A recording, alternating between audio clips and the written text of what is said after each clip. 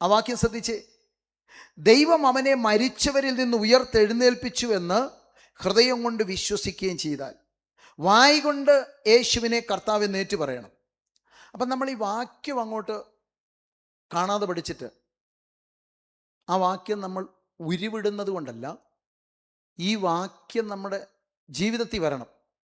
യേശു എൻ്റെ കർത്താവാകുന്നു, യേശു എൻ്റെ കർത്താവാകുന്നു എന്ന് അടിസ്ഥാനപരമായിട്ട് നാം പറഞ്ഞ് വിശ്വസിച്ച് കഴിഞ്ഞാൽ പിന്നെ എല്ലാത്തിനും ആരായിരിക്കണം കർത്താവ്? പിന്നെ കാര്യങ്ങളെല്ലാം യേശു പറയുന്നത് പോലെയാണ്.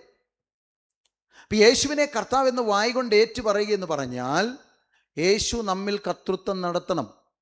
അഥവാ നമ്മുടെ ജീവിതം ദൈവവചനത്തിൽ നിഷ്കർഷിച്ചിരിക്കുന്നത് പോലെ, അഥവാ പറഞ്ഞിരിക്കുന്നത് പോലെ ആയിരിക്കണം. ദൈവത്തിൻ്റെ വചനത്തിൽ എന്തു പറഞ്ഞിരിക്കുന്നോ അതുപോലെ ജീവിക്കുന്ന ഒരാൾക്ക് മാത്രമാണ് എല്ലാ നിലയിലും യേശുവിന് ഞാൻ എൻ്റെ ജീവിതത്തിൽ കർത്തൃത്വം അനുവദിച്ചിരിക്കുന്നു എന്ന് പറയാൻ പറ്റുള്ളൂ.